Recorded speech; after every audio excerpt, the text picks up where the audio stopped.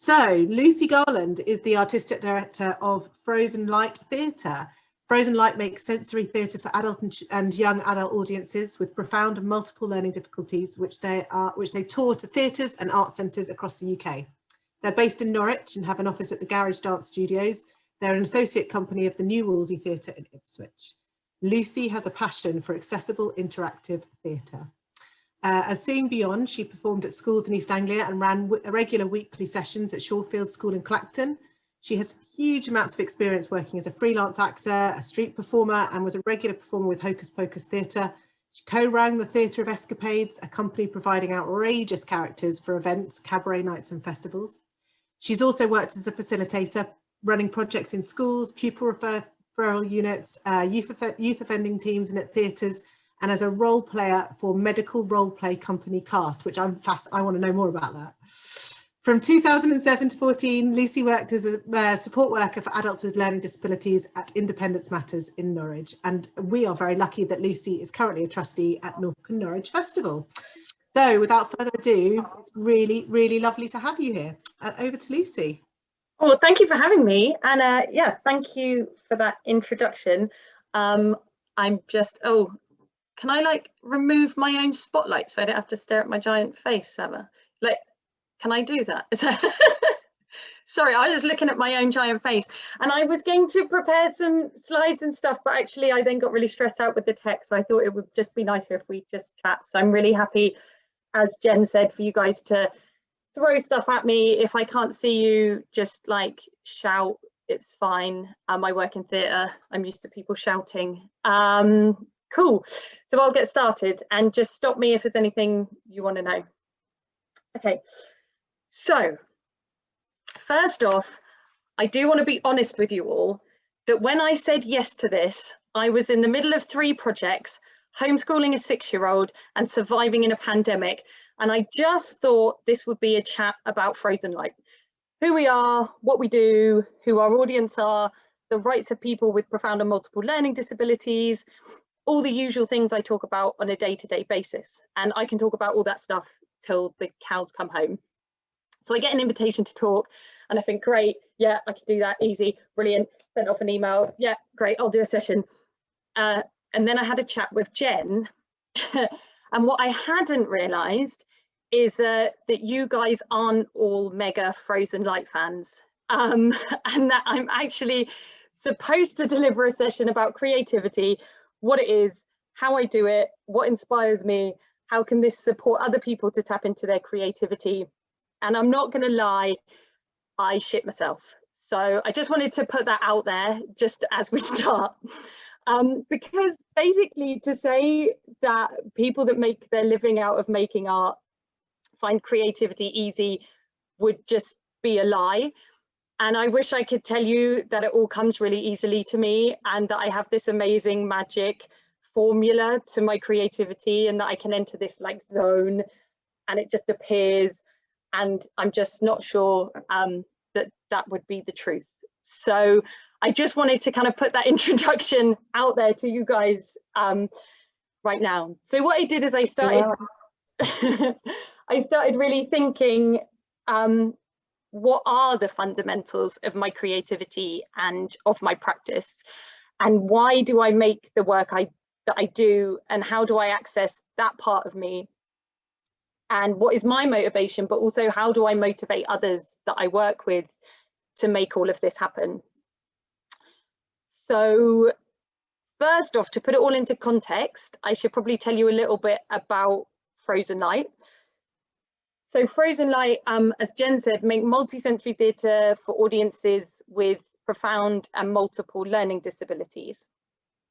And for those who don't know, people with profound and multiple learning disabilities all have a complex learning disability, but also may have additional physical disabilities, sensory impairments, complex mental health needs, medical needs, lots of stuff that goes along with it. So that's who we make theatre for. And the reason that we make theatre for this audience is because both myself and Amber, the other artistic director, spent a lot of years working, as Jen said, I worked in adult social care for a long time and really saw and also spent a lot of time performing small scale sensory storytelling in special schools. And I saw the massive lack of opportunities for people with the most profound learning disabilities to be able to go out and access art in their community. And so we really wanted to start Frozen Light with the aim of that. We tour theatre venues and art centres, but both myself and Amber have a background of working within special schools and in schools in general.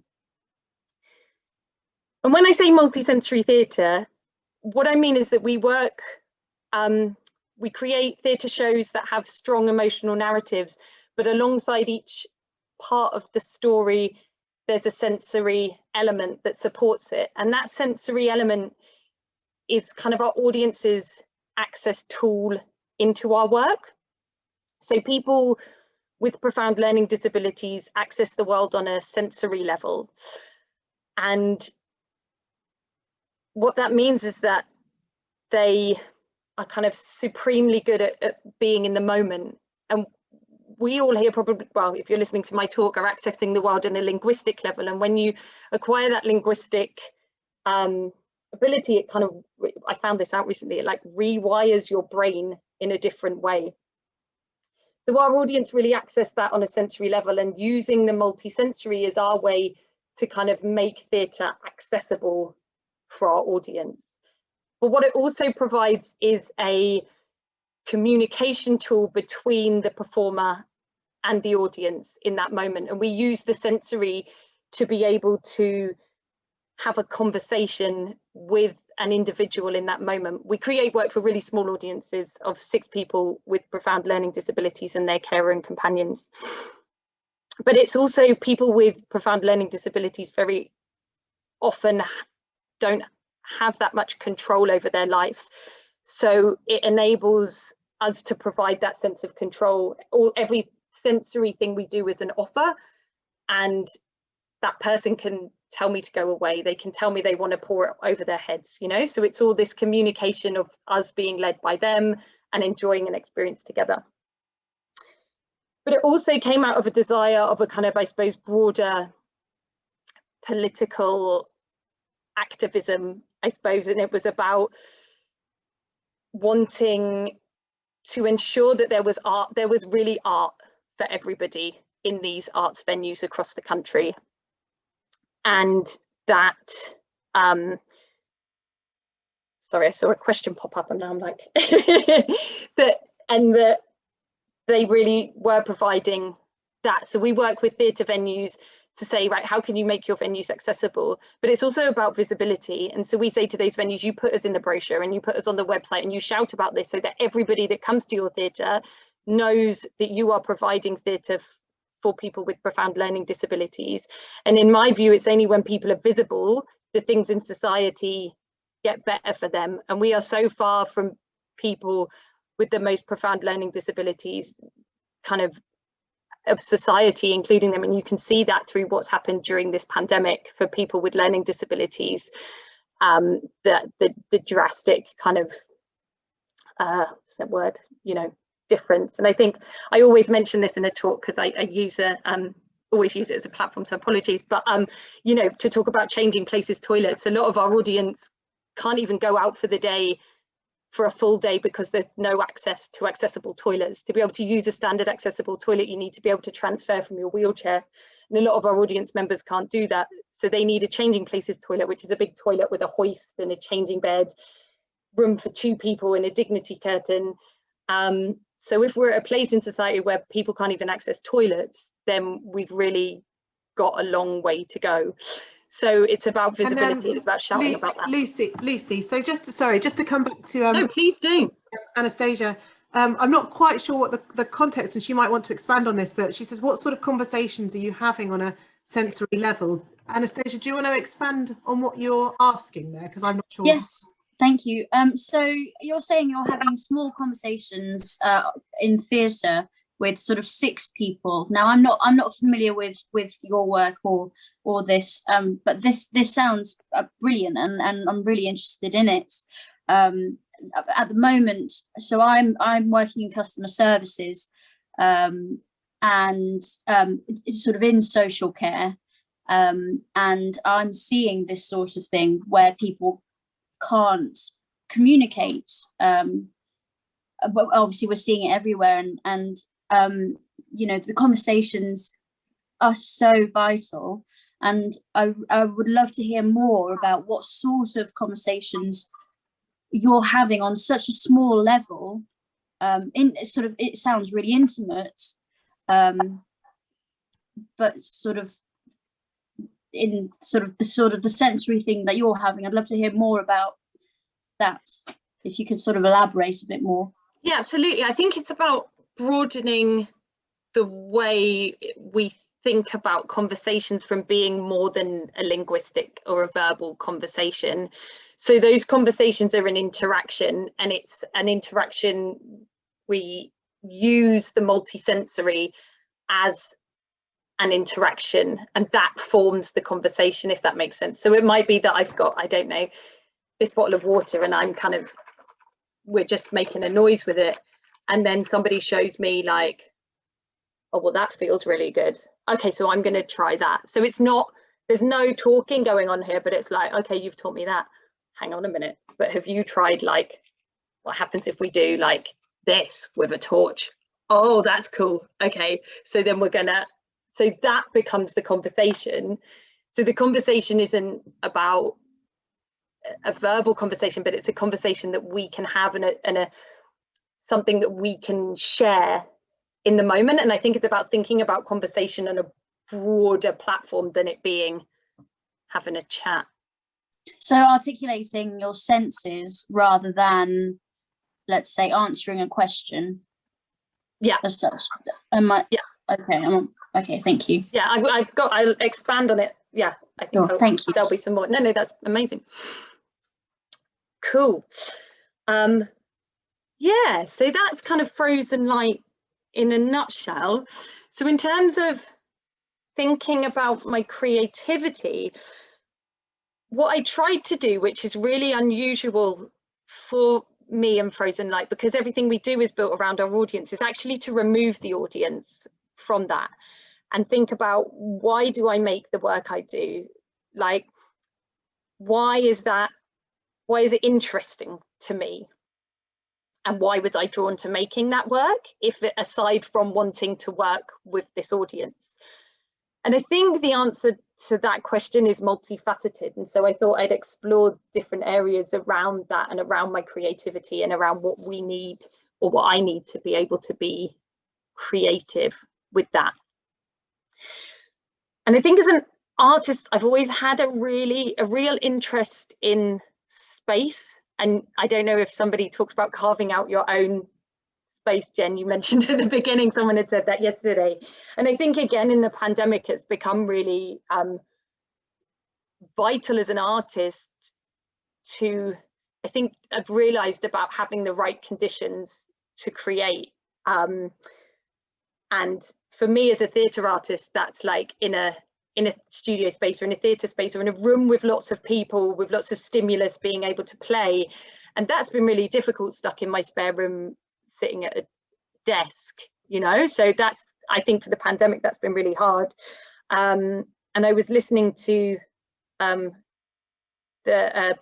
podcast earlier that was talking about it, the Glasshouse Dance podcast, that was talking about space and actually people gaining stuff from nature. So I'm going off on a tangent, but I think it's a really interesting thing. So I've always been interested in space as an artist, and I think a lot of that went back to when I was working in schools and I doing creative partnerships work, which was a long time ago. I don't know if anybody ever had creative partnerships in their schools with the festival, and just working in classrooms and trying to reimagine the classroom setting, and kind of, well, what happens if we remove all the furniture from this room? Like, what does that do to the children's creativity? Like, how does it help them?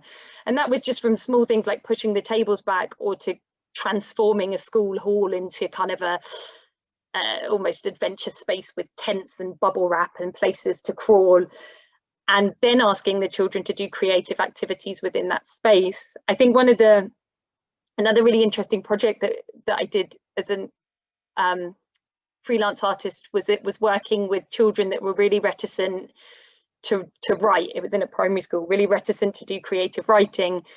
And it was looking at like, well, what happens if we try and do that outdoors? And it was just a really interesting experiment to take these children, and it was a real mixed ability group of children outdoors and run about and play and use mad sensory stimulus to encourage that, and then to them to develop that writing skill, you know. And for me, I find it really difficult if I feel confined. So there was an interest in space.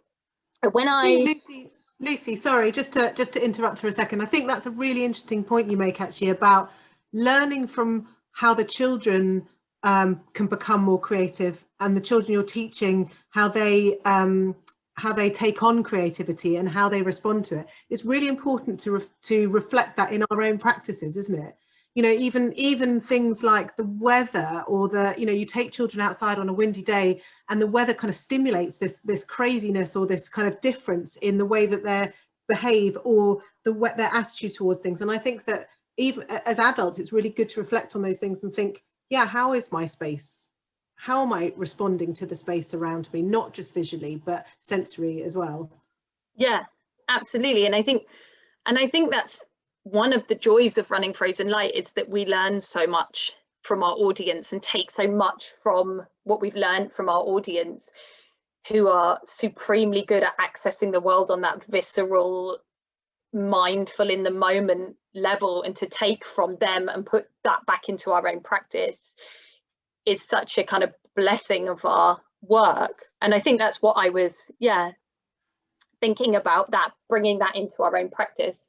And when I started working in special schools doing multisensory storytelling on like a shoestring budget, and I'd just show up and perform a sensory story in the dining hall or the gym or the catering room or the library, and you know, it was always great, but often the young people would kind of leave and come back, or they wouldn't sit down, and that's fine, because in a Frozen Light show, that's absolutely the fundamentals of our work. Is like, we throw out the theatre conventions. Nobody has to sit down, nobody has to be quiet. You can leave, you hate it, you can come back in, you can leave again, you come back in, you know, there's no rules. But I was finding that happened quite a lot, and that was just norm, you know, the norm. And when we set up Frozen Light, we wanted to put the work into the theatre settings, and we were kind of warned by quite a lot of people that's going to be really hard. You know, people are going to be anxious. The anxiety level of a lot of our audience going to a new space, going somewhere they haven't been before, you know, it could all end in disaster. But actually, interestingly, what we found was a theatre it's empty. It's a big, calm, black, empty box that has no preconceived kind of ideas around it. And actually the audience were much calmer. There were lots less people wandering around and lots less people leaving and coming back in. And I think on reflection of that, what we were thinking was that when I was working in schools and I'm performing in the dining hall, well, these people are being brought to the dining hall that smells like dinner. I always go there for dinner, and now you're not giving me dinner, and I'm really pissed off, you know, and now you're making me sit here through a theatre show. Or, well, you're taking me to this classroom where yesterday I got in loads of trouble, and I think if I go to that classroom, I'm going to get into loads of trouble, and now you want me to sit down and have a nice time. So there's all these kind of preconceived things around the spaces that you're in, that actually a theatre space allowed us to change. Jen, did you want to ask something? Sorry. Oh, I think I think Honey had a question. She hey Honey. The hand up space, the hand up thing. Hey, you're just really enjoying this. I just thought reinforcing that about how important the space, the invitation to have these amazing experiences with a lot of special clients who, you know, don't have the power of language or perhaps the power of movement. And I work with a charity called the Art Venture Trust. And fortunately, it is a building that is on the site of a school, but they're an independent charity in their own right. And they produce an art studio for these, you know, sort of independent living participants in our world, in our life, who are so creative, but can't do it at home, or can't do it in their care homes. Or what's an interesting aspect is that in these times when they've been at home being cared for by their parents, or they have been in their independent living, and there have been drop-offs with art materials and supplies, they haven't been able to engage because the invitation, the right environment, is just not what signals to them that this is the space to communicate in whatever way that they communicate. So I think it's fascinating that, yes, that it smells like a dining room, but it's not a dining room. And now what am I meant to be doing in it? And the art studio, as soon as these adults with, you know, sort of all aspects of the spectrum cross the threshold, they know that they're going to make art in this amazing place. And I have taught in primary as well, and had the experience of mute children. And again, once they pass the threshold into, it's almost like the verbal communication doesn't really become an issue. And select mutes really are drawn out by awe and wonder. And what better place to have that than in our art rooms and in our theatres, and in places which, you know, like when you're holding up the bottle and showing the torch, it is absolutely about saying, hey, what do you think about this? This could be amazing, and sharing of an idea and then laughing over it. So yeah, so I just wanted to contribute. I'm really enjoying your sort of relaxed style, and it's helping me to really reflect. So oh, no, thank you. Yeah, and I think that's it. And I've got a bit to talk about. I have a lot to say about awe and wonder, because I think that's what we can do, you know, as artists, all of us, is create that awe and wonder, like, and I think that's magic and really important, and everybody deserves that. And I think especially for our audience, it can often be very difficult for them to have access to that. And I think it's really, really important. Yeah, and you're right. And I think space can enable that in a way. And I think what we get from a theatre space, and it doesn't have to be a theatre space, an empty room, you know, a tent in the garden. Like I'm big into tents at the minute. So this is probably because I haven't been anywhere. Yeah, and you should say that, because in actual fact, care homes, I saw a story where they had tried to create an art gallery in a pop-up tent in the care home garden, so that their clients could feel that they could go out and actually the tent was the art gallery exhibition. That is where their work was displayed. So again, there was, you know, special sort of those signals again, those signals that this isn't sort of where we also have afternoon tea, or where we also play games, or, you know, this is the art space. This is where your work will be put up on display. Yeah, I think it's really important that it's almost like a ritual, or it's like a ritualized space, that it's, you know, that it's this kind of like sacred without being on the full range of that, but it's this special space that we can do whatever. And what that blank space allows us to do is to create worlds, and that's what we can do. We can then create worlds that we can invite people into, and we spend a lot of time at the beginning of our shows making sure that that space is safe for, you know, that people do feel safe within that space by being really welcoming. But then once people do feel safe, we're able to take risks, and we're able to push things and give people experiences that may be seen as being challenging, but actually can be really enjoyable. And we're about to embark on a new project that is looking about using space to encourage a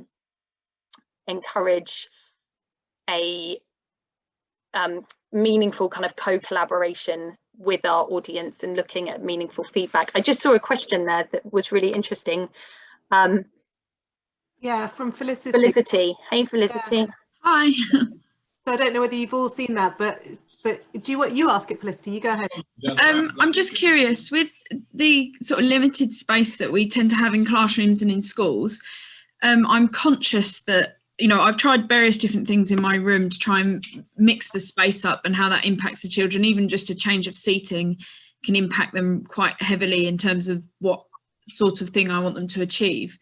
But I'm interested to know how you would suggest I could manipulate my space to create those different spaces in order to get the different types of thinking. I'm thinking in ways of not just getting them to do English and maths, but to make them think like scientists or think like artists or musicians, or different ways of getting them in the right headspace. So there's a really wonderful book by an amazing practitioner called Joanna Grace, who's like a kind of guru in all things sensory. She's written several books, but she's written a book called I can't remember if I've lent it to someone, multi-sensory rooms or something.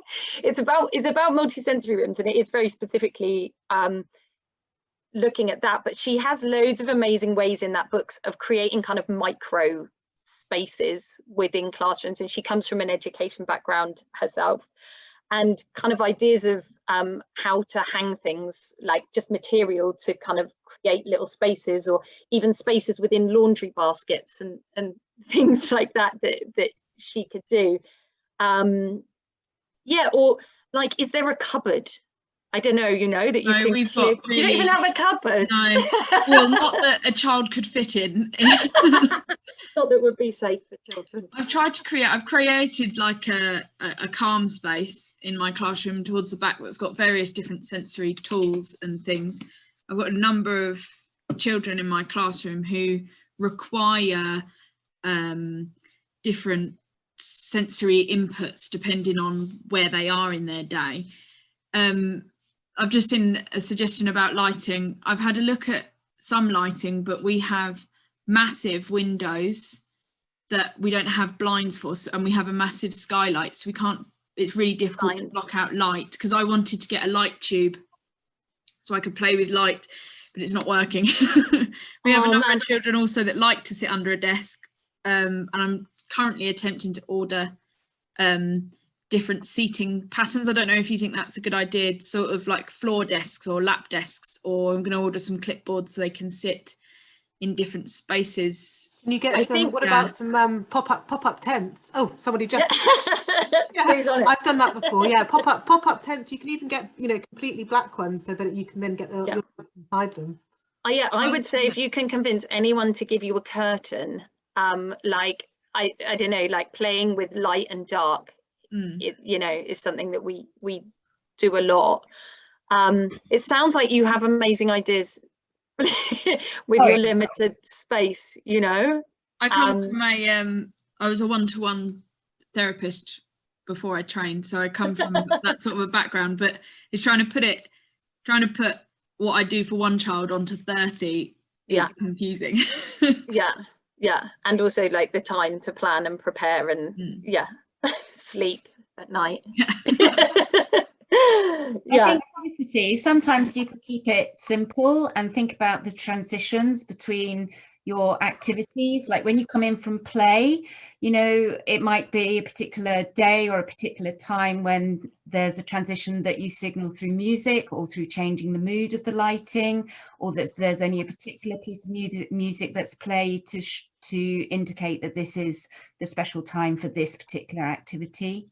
I use sometimes when they read or when they do a quiet activity, I quite often use some nice music, and I've got something that the children actually told me that they wanted. I've got some LED lights around my whiteboard, which I change the colour based on I've got some that are like noise level related and some that are like brain space related, so where they need to try and get themselves into. But I want to be able to get myself into a place where I can manipulate my room to kind of work better for the children, I think.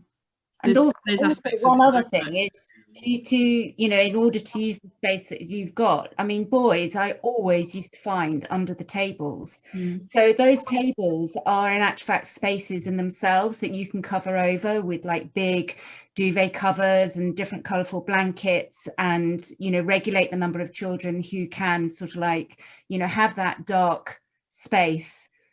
So I think we should, at the Jamboard at the end, maybe we could make a little column for like space ideas. Yeah, and I think Stick some ideas on there. it would be great. It would be great to have this, to keep this conversation going. And this is one of the things I'd like to do with Native Creators, is to be able to put you guys into opportunities where you can have these kind of conversations. So let's not draw a line under it. Let's keep it going. But if Lucy would like to just keep going, because we've got to get on to the next one later. I don't want to cut Lucy short. Oh God, sorry, I'm rambling. No, you're fine. Okay. You're absolutely fine. It's just to flag to you that it is fine. So, Cool. So ultimately I work in this because I love sensory, and I think what the sensory allows us is the sense of play, and to just play with that equipment. And again, it's I think, like I mentioned earlier, it's that communication without language that I'm able to do with the audience. Also, it's just so fun, and the best days in the rehearsal room is when we show up with a load of sensory stuff, you know, and I find my set designer hiding behind a curtain with a bit of shiny material and a torch, going like, what does this do? Oh, that's cool. Okay, what happens if we put that over this? Oh wow, that's really great, you know. So it's that kind of the sensory to play from. And the kind of way that we build our work is totally through learning from our audience, but it's like, okay, how can we, what am I interested in, and what are they interested in, and finding this shared fascination around this experience. So in one of our shows we had a saxophone, and we noticed that everyone was putting their hands down the bell of the saxophone. Apologies if it's not called I don't know the whole, to feel the vibrations. So the whole next project was about, okay, this is really interesting, let's explore other ways of experiencing sound other than hearing it. So what does sound look like? What does it feel like? How does it, you know, how does it move? And that led us into exploring vibrations and looking at like, oh, okay, well, I watched a YouTube video where this person made water jump on the top of speakers. I want to do that. Okay, water jumps on speakers. And then what we'll do is take those sensory ideas and that shared fascination that has come out of the people that we work with, and go, okay, so what, I want to explore this vibrations, and I want to look at this, what environment can we put that into? So that led us to thinking about sound waves, actual waves, and that area where the waves meet the shore, so where the waves meet the rock. So that was really interesting. So, and then it was like, what characters live there? Like who lives in this place where the waves meet the rock? Okay, it's a lighthouse keeper, it's somebody who's been shipwrecked. And then what happened is, it's kind of like, okay, so who are these two people and what is their story? And that's where the story comes in. So we kind of flip that making of theatre on its head. Very much started from a shared point of fascination with our audience that could be tiny. It could be this person really liked shining lights through a bubble. Okay, cool. What is that? What's that space? What's that environment? Who lives there? Who are the characters? And then putting the story on top. And I think that's, you know, again, what we can learn from our audience, and that gift of that shared kind of almost childlike joy that we can just find in the everyday sensory experience. And I think it doesn't have to be expensive. Like some of the best stuff that happens in our shows and the best props is a bowl of something, a bowl of dried beans. You know, there's so much you can do with that. You know, I might think, oh, I'm just going to put my hands in that bowl of dried beans because that's what I think I'm going to do. But actually my audience might go, no, do you know what? I want to throw it on the floor, or I want to roll it around on my hand. And then I go, oh, that's really fun, you know, and that's where that conversation comes from. But it's really exciting to be able to start with that. And I think starting with that sensory, and what our audience is so good at, is that genuine it's really like a place of genuine mindfulness. I think we can try so much in this world to be mindful and to reduce anxieties and things and to be in the moment, and it's really hard, like it's really difficult. But what our audience with profound learning disabilities are like supremely good at being in the moment and doing that through, you know, and I feel like as Frozen Light, like our way into that and into their world is through the sensory. But I don't think that that's just limited to our audience. You know, I think that's really exciting for everyone. And I think what's really amazing about working with our audience is they're like the top of the triangle, and actually if it's accessible for them, it's ultimately accessible for everybody else. So that's a really exciting place. And then I think, oh sorry Jen.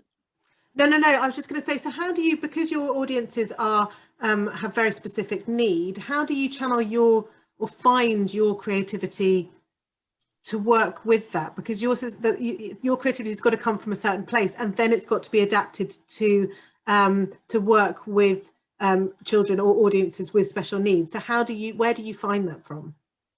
I think it's this like genuine, in terms of the sensory, it's the genuine excitement that I find in putting my hands in a bowl of beans. Like to me, that's like so exciting. And to surround myself in stuff. And I wish I was one of these artists who could just like show up in a rehearsal room with just myself, because it would cost me a lot less in van hire fees. But I like lots of stuff to roll around in and play with. And what does that do? And what noise does that make? And oh, what is that? Like not very environmentally friendly, but one thing I love is that like thin plastic sheeting. You buy it from B&Q in rolls, you know. Oh my God, what is it? It's the sea, it's a lightning, it's like fallen down building, it's the wind, it's the like thank thunder. you, cellophane. yeah. It's kind of opaque though. Do I mean opaque? It's like it's not see-through. Right. It feels really nice. I don't know. Or I can put it, if I put it on a fan, it blows. What is that? That's, you know, a desert storm.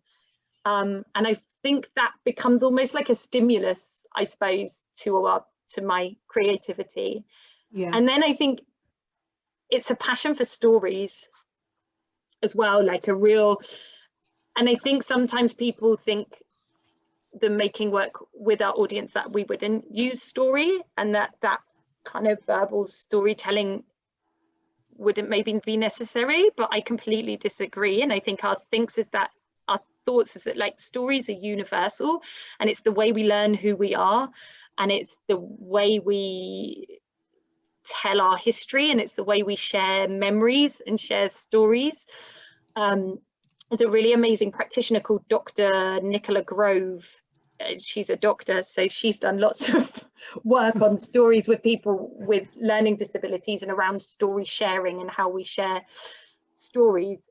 And yeah, for me, stories are really exciting. So once I found that sensory stimulus, it's automatically like, well, what story does that tell? What's that telling me now? And what do I want to tell the audience? So, okay, so I've got this sensory stuff, but what story do I want that to tell? And I think for me, it's about that, but ultimately, it's also about connection. And I think I was thinking about this today. I think my creativity is really rooted in human connection. And I think that's why I've struggled this year, really struggled with who I am as an artist and what my creativity is, because I can't sit on my own in a studio and make, like, that's I don't know how people do that. For me, it's the connection with the audience, but it's the human connection with the other people in the room. And oh, sorry, Jen, I'm chatting away. So yeah, I think everybody in this room could agree, and particularly some people would like to hear this conversation go on for quite some time longer. And I know that people will want to ask you heaps of questions. You can find Lucy at frozenlighttheatre.com. Is that right? www.frozenlighttheatre.com. We've launched a new website today, so I'm hoping it works. Great. I found I could listen. I'd quite like to continue this conversation, and we may well do that, Lucy, at a later date. But thank you very, very much for sharing that with you. And I agree with Anastasia that I really like the way that you talk about it in a really passionate and a really authentic and genuine way. So thank you so much for sharing that with us. Oh, you're welcome. I think it's just, in one summary, it's about conversation and it's about sharing joy and sharing play, and yeah, that's what it is for me. So do get in touch with us if you have more questions for Lucy. I don't want to offer her services because, you know, straight off the bat, because I'm sure she's busy with all these boxes she's been sensory boxes she's been telling me about, which is amazing. But do get in touch with us at Bridge if you want to hear more about Lucy. Thank you so much for coming. Thank you for sharing. Thank you to our all our audience that have come. That was amazing.